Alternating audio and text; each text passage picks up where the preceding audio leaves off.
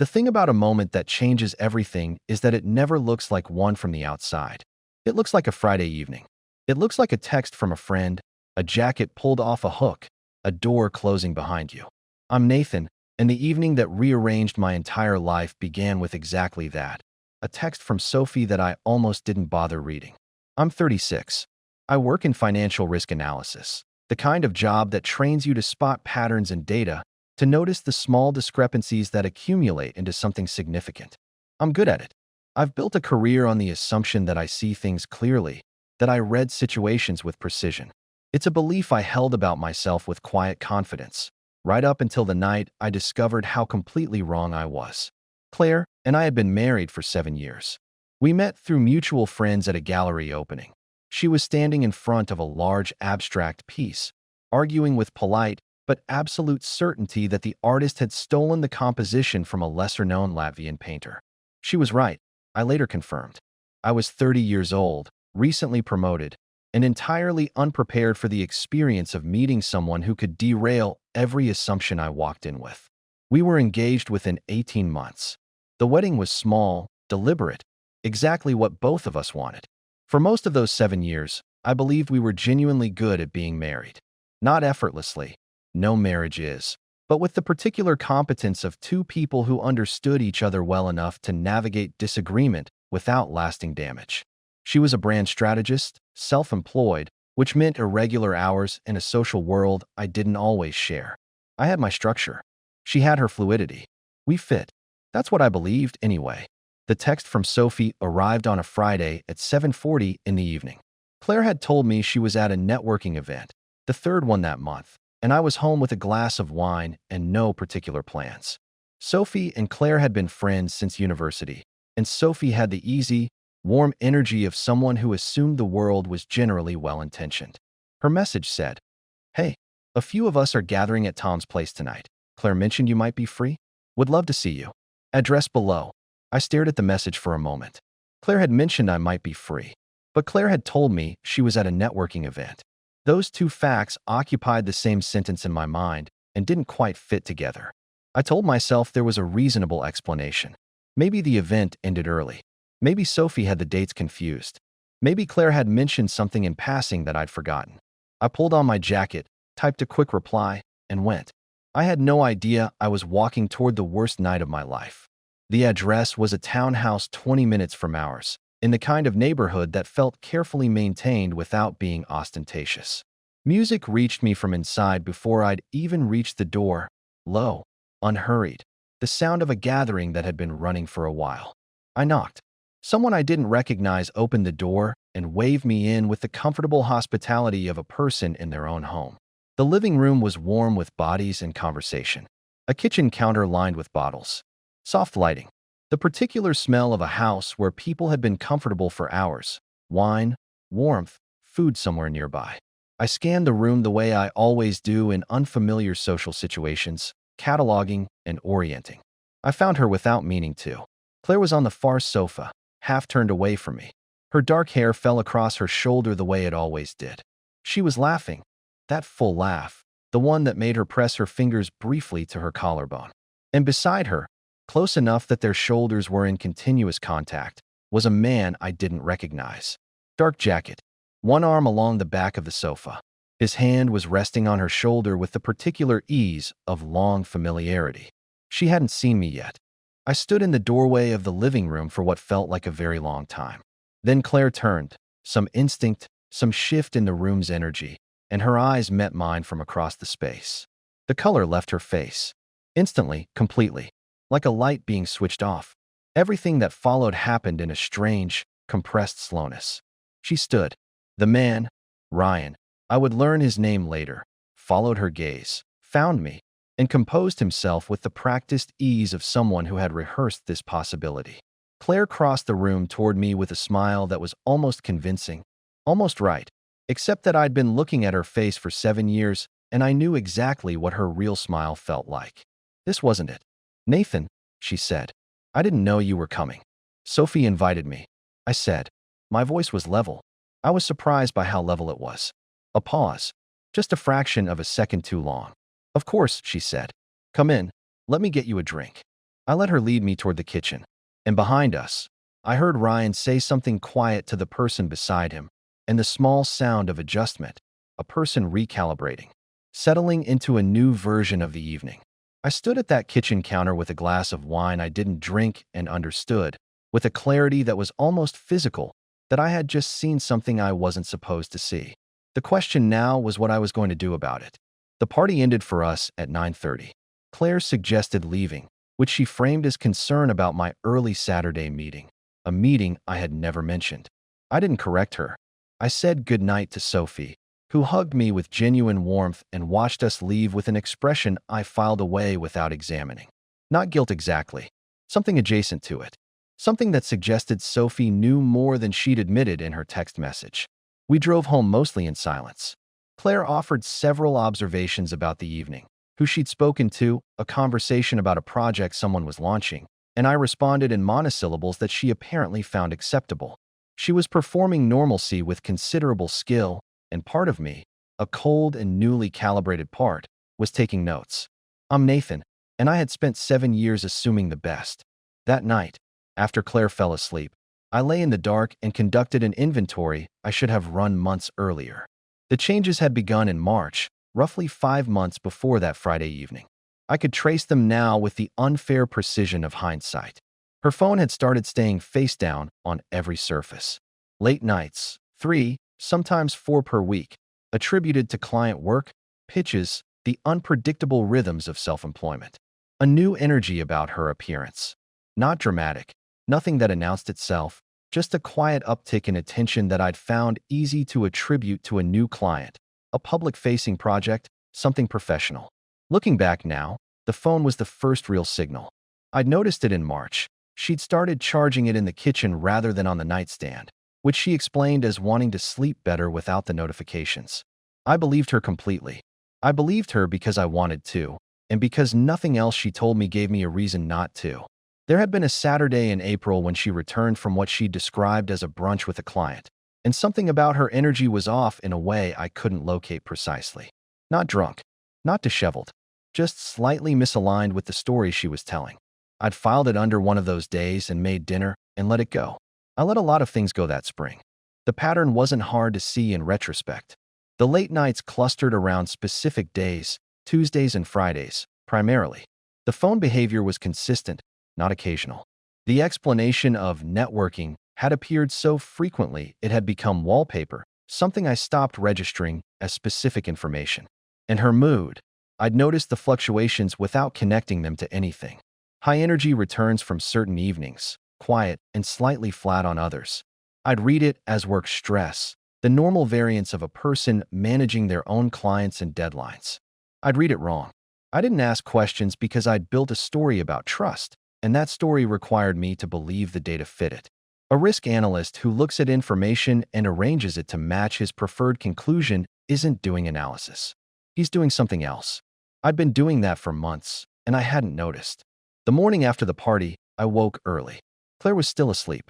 I made coffee and sat at the kitchen table with my phone and pulled up our joint credit card statements, something I hadn't looked at with real attention in months, because Claire handled most of our household administration and I hadn't seen a reason to check. What I found took me 45 minutes to process. Hotel charges. 4 of them, across 3 months. Not expensive hotels. Careful choices, mid-range places in the city, the kind that wouldn't raise immediate flags in a statement a husband might glance at. Restaurant charges at places I didn't recognize on evenings when she'd claimed to be working late. And in June, a jeweler. A necklace, I would later confirm, that I had never seen around her neck. I closed the statements. I sat very still. Then I opened them again, and I wrote everything down. His name, I discovered without great difficulty, was Ryan. He had a professional profile on 3 platforms, a consultant in corporate communications, mid-40s, articulate public presence. Claire's company had worked with his firm on a rebranding project that began the previous autumn, which meant their professional relationship was real, verifiable, exactly the kind of thing she could reference when she needed a name that checked out. Ryan, her colleague, the man she'd mentioned exactly twice in 7 months, both times in context that gave him no prominence, no dimension, no reason for me to remember him. That's the part that took me the longest to absorb. Not that she had lied, but how carefully she'd built the lie from true materials. Ryan existed. The project existed. Their working relationship existed. The lie wasn't a fiction. It was a true story with one room removed. I spent the first week after the party in a state I can only describe as functional shock. I went to work. I attended meetings. I reviewed models and flagged discrepancies and responded to emails with the same competence I always brought. On the outside, nothing had changed. On the inside, I was engaged in a completely parallel process, collecting, sorting, building a picture with the cold attention I usually reserve for risk assessments. Sophie called on Monday. I let it ring and then called her back from my car during lunch. "Nathan," she said. Her voice was careful. "How are you doing?" "I'm fine," I said. "I wanted to ask you something directly. How long have you known?" A pause. Longer than I expected. "Known what?" "Sophie." Another pause. When she spoke again, her voice had dropped half a register. "I suspected. For a few months. I wasn't sure. I thought. I kept thinking she'd end it. That it would just stop and you'd never have to." "Why did you invite me Friday?" "Because I couldn't keep doing nothing," she said. "I'm sorry. I know that's not enough." "I'm really sorry, Nathan." I sat with that for a moment.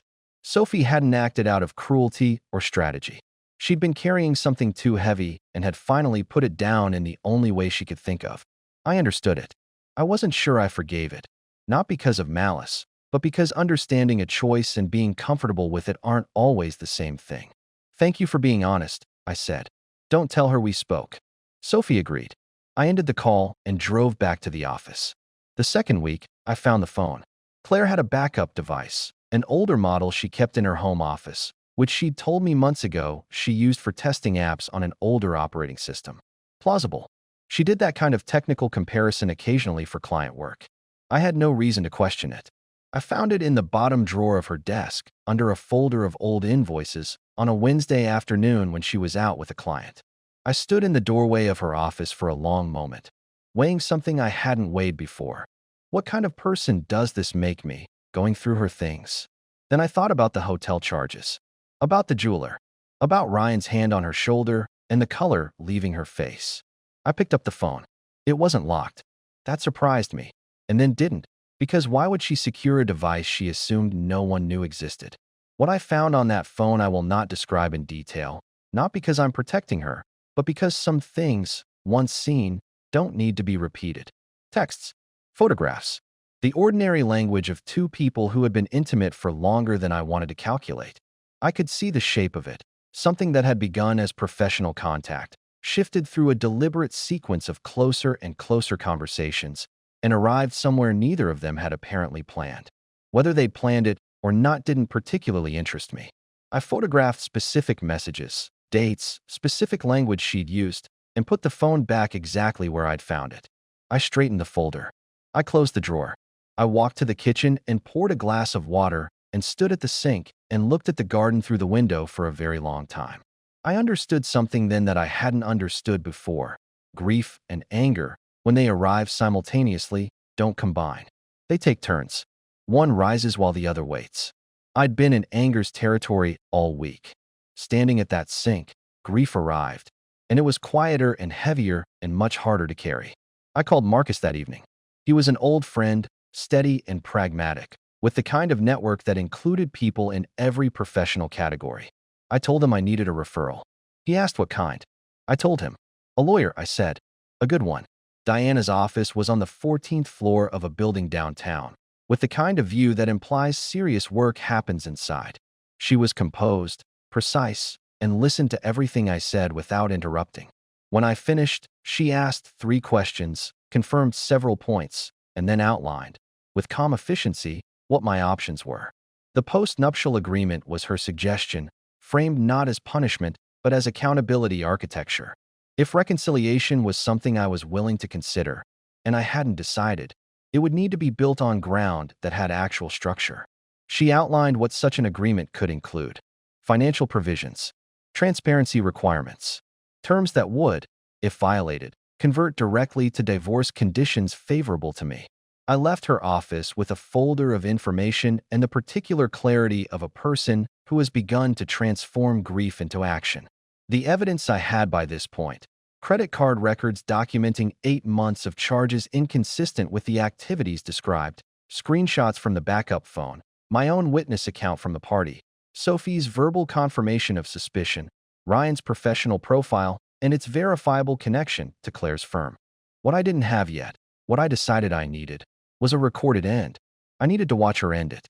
Not as punishment, not as theater, as confirmation that whatever came next was built on something real, not on another version of the lie I'd been living inside. The week before I planned to confront her, two things happened that complicated the picture I'd assembled. The first was a conversation I overheard, unintentionally, when I came home earlier than expected on a Thursday. Claire was in the kitchen, and she was on the phone, and she didn't hear the door. Her voice was low, but the house was quiet. "I know," she said. "I know that. But I can't keep doing this." A pause. "I'm not saying that. I'm saying I need time to think." Another pause, longer. "Ryan, please." I stood in the hallway for approximately 4 seconds. Then I walked quietly back to the front door, opened and closed it loudly, and called out that I was home. She was composed by the time she appeared from the kitchen. "You're early," she said. "Meeting wrapped up," I said. "You okay? You look a bit." "Tired," she said. "Just tired." I nodded. I went to change my clothes. And in the quiet of the bedroom, I processed what I'd heard. I can't keep doing this. She was already in the process of something. Doubt. Withdrawal. Possibly an ending she hadn't yet finished engineering. Which told me the affair was under internal pressure before I'd applied any external force. That was complicated information. It didn't soften the betrayal, but it reframed the psychology of it in ways I needed a few days to sit with. The second complication was Ryan himself. Through Sophie, who was, by this point, genuinely trying to help in whatever way she could, I learned that Ryan was not attached. No partner, no family he'd be betraying in a parallel configuration. Which meant the structural damage of this affair was asymmetric. It had cost me enormously, and him almost nothing. He had walked into my marriage and walked around inside it for 6 months, and was now, apparently, losing the woman he'd walked in for, at no particular cost to himself. That asymmetry bothered me in a way I hadn't anticipated. Not because I wanted him to suffer. I'm not built that way. But because the complete absence of consequence for one party in a situation that had cost another party nearly everything felt like a piece of the picture that couldn't just be left unaddressed. I realized later that this was the moment I made my one real emotional mistake. I let the thought of Ryan, his impunity, his absence of cost, become a kind of secondary obsession that pulled some of my attention away from the thing that actually mattered: my own marriage, my own decision, my own next move. Anger is useful until it starts directing your focus. Then it becomes a liability. I refocused. The confrontation with Claire, I decided, would happen that Saturday. Clean. At home. With everything I'd gathered laid on the table, literally and figuratively. And Ryan would come after. I chose Saturday morning because it was unhurried. No work obligations to retreat into, no external structure to hide behind. Just the apartment, and the light through the windows, and the two of us. Claire was at the kitchen island when I came downstairs, coffee in hand, reading something on her tablet. She looked up when I came in and smiled. That slightly watchful smile she'd been wearing since the party, the one that was working harder than it used to. "Morning," she said. "Morning." I poured coffee. I sat down at the table, not beside her at the island, but at the table, which was a small spatial choice that registered on her face. She set down the tablet. I placed the folder on the table. She looked at it. "Sit down, Claire," I said. She came to the table and sat. Her hands were very still on either side of her coffee cup, and I remembered that she did that under pressure, made her hands still, as if stillness could contain whatever was moving underneath. "I know about Ryan," I said. "I've known since the party. I've spent the last 2 weeks making sure I understood everything clearly before we had this conversation. So I'm not asking questions. I'm telling you what I know, and then I'm going to ask you to tell me what I don't." She didn't say anything. I opened the folder. I set the credit card records on the table, the hotel charges, the restaurants, the jeweler. I set down the dates from the phone screenshots, which I'd written out by hand. I didn't show her the screenshots themselves. She needed to understand I had them without being handed away to argue about the method of obtaining them. 8 months, I said. At minimum. The project started in October. Her composure held for approximately 30 seconds. Then it didn't. Not dramatically, not the kind of collapse that performs emotion. Just a very quiet deflation. A person making themselves smaller, a hand coming up to cover her mouth. Nathan, let me finish, I said. My voice was still level. I was still surprised by how level it was. I'd expected to feel more, speaking it out loud.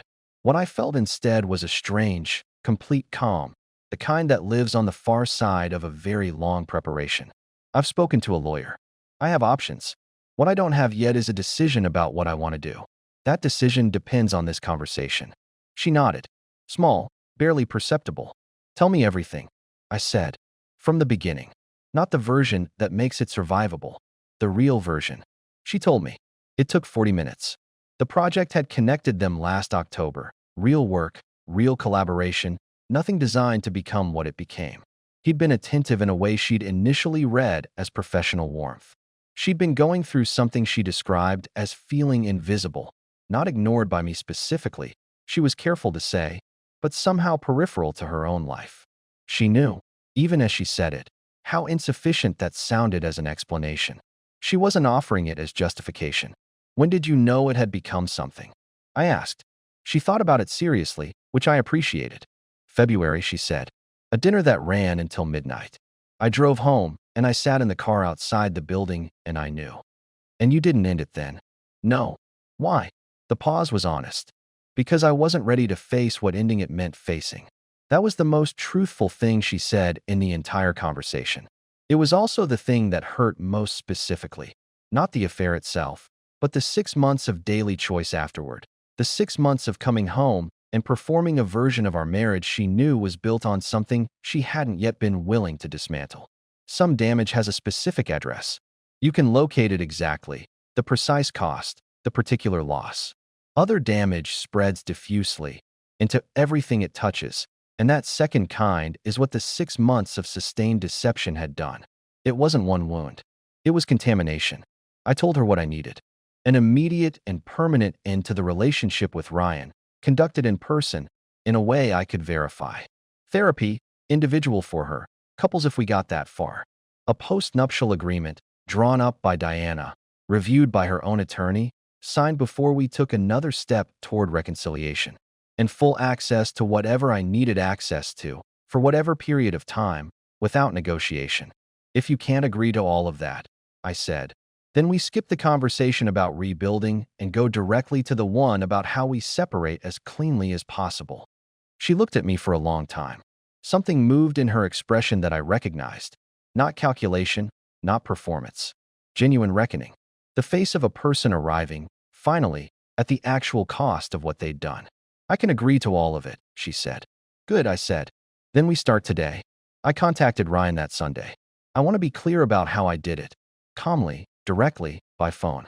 I wasn't looking for confrontation. I was closing a loop. He answered on the third ring with the wariness of a man who's been expecting a call he doesn't want. This is Nathan, I said. Claire's husband. I want to have a brief, direct conversation. I'm not calling to threaten you, and I'm not interested in drama. I have one thing to say. A pause. Okay, he said. It's over. Whatever it was, it's over. She's agreed to that. And I'm asking you, directly, to respect that and not make contact. A beat. I'm also asking you to understand that I have documentation of everything. I'm not planning to use it. But if contact continues from your side, that changes. The silence on his end lasted several seconds. Understood, he said. Thank you, I said. And I ended the call. Sophie called that evening. She'd heard from Claire, not details, but the broad shape of things. She was crying slightly, which was Sophie's way with difficult emotions, and she kept saying she was sorry, and I told her again that I heard her, and that sorry was enough for now. Is she going to be okay? Sophie asked. Are you going to be okay? I don't know yet, I said. That's an honest answer. It's enough of one, she said. The post-nuptial signing happened 11 days later, in Diana's office, with Claire's attorney present. It was formal and uncomfortable and necessary. Claire signed without argument, which told me something. Either she understood the gravity of what had happened, or she had decided that the terms were worth accepting, or both. I watched her sign and felt something I hadn't expected. Not satisfaction, not victory. Something closer to sorrow. The particular sorrow of a process that never should have needed to exist. We drove home in separate cars. 3 months is not enough time to rebuild a marriage. I want to say that plainly, because the story of what followed wasn't a recovery arc with a clean endpoint. It was slower and more irregular than that. Two people in the same apartment, moving around each other with a new and unfamiliar carefulness, trying to locate something that might still be worth finding. Claire started individual therapy the week after the confrontation. She went twice a week at first. She didn't report it to me in detail. I hadn't asked for that. But she went, and something about her changed in the weeks that followed in ways that were subtle but visible to someone who'd been watching her face for 7 years. A kind of interior work becoming externally apparent. She was different in small ways. More direct, less performed. She asked me questions she hadn't asked before, not about the affair, but about me. How I was doing, actually. What I needed. The difference between her asking now and her asking before was that the new version didn't seem to be looking for a particular answer. It seemed to be looking for a true one. I went to my own therapist, a man Marcus recommended, who specialized in betrayal trauma without advertising it in those terms. He was practical and specific and didn't offer comfort I hadn't earned. He helped me understand something I'd been circling without being able to land on. That the version of trust I'd had before the affair wasn't recoverable, which didn't mean trust itself was gone. It meant I was going to have to build a new version from different materials on different foundations with my eyes genuinely open. That was a larger project than I'd initially estimated. I had spent years assuming that the absence of visible problems meant the absence of actual ones. I was a risk analyst who had failed to perform basic due diligence on the most significant ongoing relationship of his life. That's not self-pity, it's an accounting. And accounting for it was the beginning of not repeating it. Sophie came to dinner in the second month. It was slightly awkward in the way that honest situations sometimes are. She and Claire had navigated something difficult in their friendship, and the shape of it was still settling. But Sophie was inherently generous, and by the end of the evening something almost normal had reasserted itself. Not exactly what it had been. Something new, with the previous thing visible underneath it. I watched Claire with her that evening. The way she was with an old friend, easy and particular. And I thought about what it meant that this was the person who had also spent 6 months deceiving me. Not as a fresh wound, just as information. People contain more than one version of themselves. And the work of intimacy is figuring out how to live with all of them, not just the version you selected. I hadn't figured it out yet, but I was working on it. Ryan made no contact after the phone call. The agreement held on that front, and his absence from the story was the simplest and cleanest thing about the aftermath. He'd had something, and now he didn't, and the life he was living was his own problem entirely. The necklace, the one from the jeweler, the one I'd never seen Claire wear, disappeared from wherever it had been kept. I didn't ask about it. Some things don't need to be accounted for explicitly. Our couple's therapy began in the second month. Our therapist, calm, direct, uninterested in performing neutrality she didn't feel, made it clear from the first session that she was there to help us determine whether rebuilding was possible, not to assume that it was. That framing was useful. It meant we could approach each session as an inquiry rather than a performance of effort. Some sessions were productive.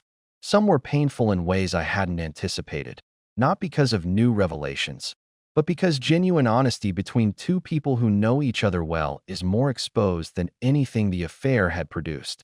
Claire said things in those sessions that I hadn't known she felt. I said things I hadn't fully known I felt until I heard myself saying them. Whether that was the beginning of something or the map of something that couldn't be rebuilt, we were still finding out.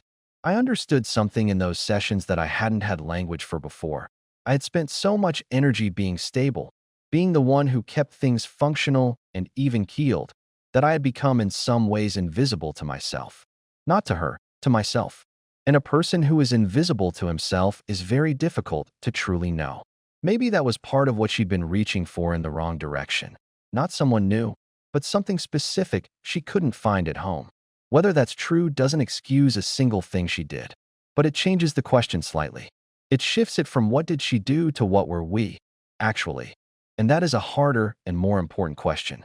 It's been 5 months since the night I walked into Sophie's friends' gathering and found my wife with her shoulder against another man's. The post-nuptial stance. The therapy continues. The phone is no longer face down on the counter. These are facts, What I can't give you is a resolution that's more settled than the truth, because the truth is that rebuilding something after this kind of damage is not a destination. It's a practice. Some days it looks possible. Some days the weight of it sits in the room between us, and neither of us picks it up. I have not yet decided, definitively, what we are or what we will be. That decision is still being made, one day at a time, with more honesty than either of us probably knew we were capable of. I'm still Nathan. I still go to work and read data and identify patterns others miss. I'm getting better at applying that same attention closer to home, not as surveillance, but as presence. The difference between those two things is the thing I'm learning most. Marcus asked me recently, over a quiet dinner, how I was doing. Not the social version of the question, the real one. Clearer, I said after a moment. Than before. Than I've been in a while, I said. About what I want. About who I am. About what I'm willing to accept and what I'm not. He nodded. Didn't push. I drove home that night through the city's particular late evening quiet. The amber of streetlights, the thinning traffic, the slow rhythm of a place settling toward rest. And I thought about how much energy I'd spent building the appearance of a life I thought was fine. How little of that energy had gone toward actually examining it. I parked in front of our building. The lights were on upstairs. I sat in the car for a few minutes. Not avoiding, just being still, the way I'd learned to be still, not as avoidance, but as deliberate presence with a difficult thing. Then I went inside.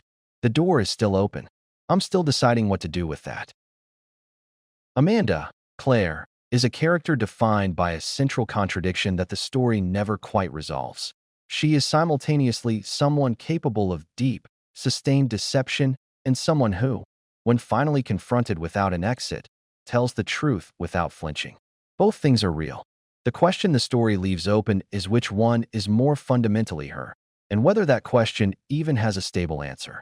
6 months is not an impulsive collapse. It's a series of daily decisions, made by someone who had both the capacity to stop and the ongoing choice not to. That duration is what separates the story from a moment of weakness into something more structurally significant. A chosen alternative life, running parallel, maintained with active effort. The hotel bookings, the backup phone, the careful calibration of explanations that attached lies to verifiable truths.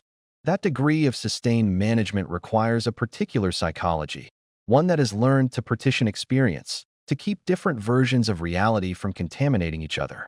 What the story ultimately shows is how that partitioning eventually fails. Not because evidence accumulates, though it did, but because the person doing the partitioning begins to crack under its own weight. That overheard phone call, "I can't keep doing this," is the moment the story's internal pressure becomes visible. Claire was already in the process of disintegration before Nathan applied any external force. The affair was ending from the inside, slowly, because the cost of sustaining it had begun to exceed whatever it had once been providing. That doesn't simplify what Nathan experienced, but it does illuminate something important about betrayal that's easy to miss from the outside. The betraying partner is rarely in a state of comfortable equilibrium. More often, they're in a state of escalating internal conflict that they lack the courage or clarity to surface honestly. The affair doesn't represent satisfaction. It represents a kind of psychological debt that keeps compounding until it collapses. Nathan's choice to pursue conditions rather than immediate departure is where the story's real complexity lives. It would have been simpler to leave, cleaner, more legible as a narrative. Instead, he chose the harder path, not forgiveness yet, but inquiry. Can this be rebuilt? Not on the old foundation, which had already proven structurally insufficient, but on something new, something that required both of them to see more clearly than they had before. The postnuptial wasn't punishment. It was scaffolding, a way of making the rebuilding project honest rather than hopeful. Whether that project succeeds is deliberately left open. And that openness is the story's most honest choice. Because reconciliation after sustained betrayal is not a decision made once. It's remade every day, with incomplete information, against the grain of injury that doesn't follow a schedule. Nathan knows this. The story ends not with resolution, but with his hand still on the variable, still examining the data, still running the model, still refusing to arrive at a conclusion the evidence doesn't yet support. What he has gained, regardless of what the marriage becomes, is something more durable than a restored relationship, a clearer map of himself. The risk analyst who failed to apply his own methodology to his closest relationship now brings that same precision to the work of understanding what he wants and who he's willing to be. That's not a small thing. It might, in the end, be the most important thing the whole experience produced. What stays with me about this story isn't the betrayal at the party or even the backup phone. It's that overheard sentence in the kitchen. "I can't keep doing this." She was already breaking under the weight of it, 6 months in, and she still couldn't find her way to the honest conversation that might have changed everything. How many relationships live inside that gap? The space between knowing something is wrong and finding the courage to say it out loud. We spend enormous energy on the aftermath of betrayal.